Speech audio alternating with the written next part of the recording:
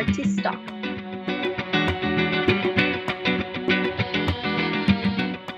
Today we're talking with some of the artists featured in the exhibition Lines of Expression, and we're gonna hear some of the stories behind these vibrant artworks.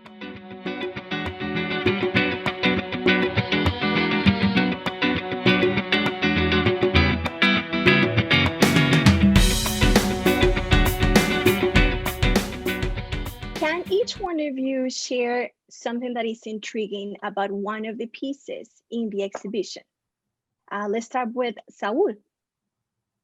Well, I think it's the most important part for me is to present the different stages. I present a piece from 2000, a piece from 2017, and the new ones from 2019. Well, there is something that is very important, and is the meaning of the geometric art that I try to expose. And this is what I think is the most important, and feeling that it's always the same pattern that moves around with different materials and different technologies that appears in life. You just mentioned that there's symbols that repeat in your work, and I wanted to ask you, I've seen that there's an arrow that moves around and it goes from piece to piece. Is there a specific meaning to the arrow in your artwork? Well, no, the arrow means the thing is that I work with the three geometric figures, the most simple geometric figures: the square, the triangle, and the circle. And the difference is that each one has a small part that goes for all them. It's a square that is like a leg.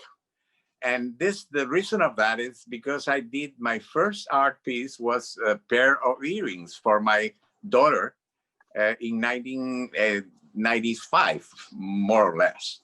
And the thing is that one was the different from the other, and one was a complement of the other, which means the concept of my art pieces. Always the equilibrium, always one that form part of the other, and they go together in some way. The arrow is simply coming from the form of the triangle as the meaning, as a geometric figure.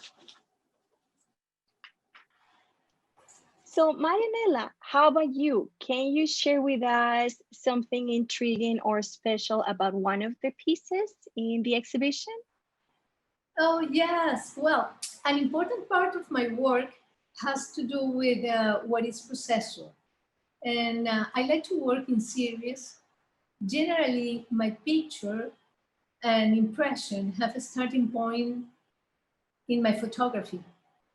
A series that came out during the quarantine are the faces. These are feminine faces, and they are dedicated to women with multiple roles. During the quarantine, I have been doing some introspective exercise, looking back in my work from past and discovering another angle with collage. For these pieces, I took a lot of self-portrait and research about the study of personality in psychology, and to give them an identity. I call them introverted, intuitive, the dreamer, and so on. And this work is produced by taking a picture of the original collage and ensembling to form an unpublished image enriched with colors and printed as a declare. I've seen that some of these pieces, if not all, they have a text, part of text. So does the text have any meaning to the piece, which I believe it may? Yes, that's what gave me the way of putting the names. I have one here. Says dream, And so, and Marianela, how about a specific moment in your life? Can you share with us a pivotal moment in your career? Oh, well, yes. The moment I decided to leave my country, was 4 years ago. And well, it was not an easy task for all the things that that represent leaving my comfort zone, part of my family, my friends, my activities. It was a great challenge, but also it has been a great opportunity to grow. And I see cows as something transitory, and I am dedicated to my work every day. And the abstraction of reality helped me to have freedom to create.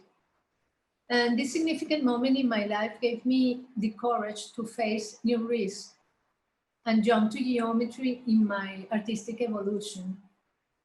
Then, to bring a real reference to abstraction, I employed the metaphor of a glass box, which symbolized my comfort zone, my familiar and routine space. And I'd imagine that this box shattered into pieces that remain floating in the atmosphere, creating a chromatic explosion. And hence the angular forms become my main vehicle for expression. Morena, can you share with us an intriguing aspect of one of your pieces in the exhibition? Well, the lunar series I started to do it on January, experimenting with the new pigments that was launched by Golden Company, metallized iridescent. And I've been working with a Jungian concepts archetype, about the sound and the light side of the human psyche, and the shadow, which is related to the moon. And it suddenly, appears this virus and the pandemic, and I started to work the moon or the lunar series about our fears and our, uncertainties. And the moon represents, the need to defend ourselves from the outside. So I start to work this with very layers in order to the viewer could appreciate the changing chromatic perspective, depending on the where is position the viewer. So you can have 3 or more pieces in just one, depending on the refraction of the light. So it's been very challenging. It's fascinating when I was looking at your pieces in the gallery that it really depends. It's so optical and it depends so much on the light that is hitting the pieces. And as a viewer, where I'm standing, 2 people could be standing side by side and they both will see a completely different piece from what they're standing. So that to me is very, very intriguing. And so Diana, how about your pieces? Do you have anything in particular that you want to share with us about one of your pieces? Well, you will find 2 paths perhaps in the evolution of my artist. First, let's start with Icarus. There you can see movement and geometry. But the last one that is scribbles, I'm using that maybe because the pandemic and everything, okay? Copper, light, wall as a canvas, and mirror. The light and in the wall give them a movement to my pieces. And that's one of the things right now, I'm working more with the copper because it's easier for me because I can do everything by myself. In the other places with the Icarus, I had always to be outside, and I depends on the people that will do the work for me after I give them my small piece that they go ahead and do it still.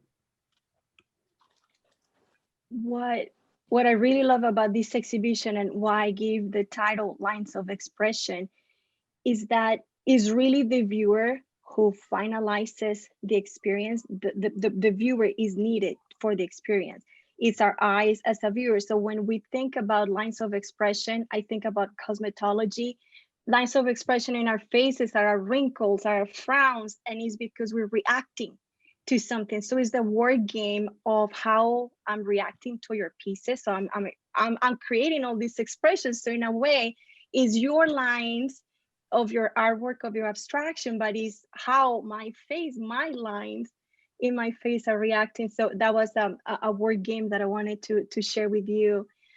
So let's talk about, was there a specific moment in your career that really marked you, that was really influential? How about Saul? Well, for me, it was important that I start, as I told you, in a pair of earrings for my daughter. Then this pair of earrings, I started doing some serigraphies that you have 4 of them at the exhibition. And at that time, I sent one of those to Japan, to a contest in Japan. And it was really a surprise for me that I won a prize. And since I won the Japanese prize at the Tama University in Japan, I decided, well, if the Japanese like this, I have to start. I have to do it, strongly. And since that, I start doing the cubes in metal. And from that, I took other ways. I tried to carve stone. I tried to carve wood. We start doing things to generate the continuity, and at the same time is part of what it is now the technology that is helping me to use the laser cuts to cut some of the pieces. As you know, the one that I call the topos are 52 layer pieces of PVC getting together into a box. And that's with the help of the technology that I could do it, because I started doing the drawings at the AutoCAD, and then the machine will do the rest. I put it all together in that box and I show it, because it's that the way that I feel it's important for me. Morela, how about you?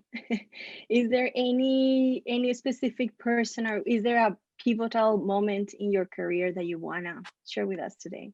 Yes, and I think it's very recent. It was my last solo show here in Miami. It was a turning point for me. I show a solar. It was called the show, and the curator's voice art projects. This show was curated by Milagros Bello. Okay, I started to research about quantic theory, about the photons, the quasar, and how it's related to our spirituality and to the retinal view of, to finish, as you say, to co-create the piece, as a spectator and as a viewer, and how you reflect on the piece. Sometimes the people, finish telling me about what piece that I had in mind. So this has been a turning point. I start to work in monochrome, in yellow, and different layers of different shades of yellow, and it's been very challenging, okay, because of you can get the movement on the piece about, it allows you the layers of the different diameters of the brush and the light to get this movement, and how the people, get involved with the piece. It's very. You were telling me that you were also experimenting, was it with UV light? So that even when you turn off the light, there's also, so yeah. Can you share more about it? Did I get it right? Yeah, because I start to use fluorescent pigments, and I try to watch it, because on the natural light you couldn't have the real image that I have in mind.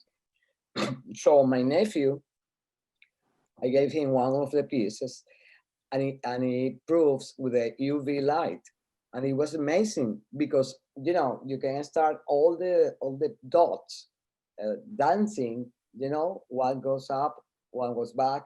So it's a dancing of the dots. It's very beautiful indeed. It's great to see that you all seem to be experimenting with the medium. Like you get to know a medium, but then you continue and you challenge yourself. Yeah. So how about you, Diana? Any pivotal moment in your career, any aha moment that mark your artwork? Well, I think right now, in a way, that's why I'm working a lot with the copper, because that gives me energy. And, you know, using the pieces there, one is I don't plan it. Each piece is just one piece. I cannot make it again. So is the movement, is the color, is the energy. And of course, when I put it or hang it in the wall with the light, everything comes together. And that gives me life right now. And the thing is, I don't depend in anybody. I just go ahead. It's how I feel. Sometimes I said kind of crazy, but I don't get up and I said, today I have to work, and I start working and I feel it and the energy comes in me.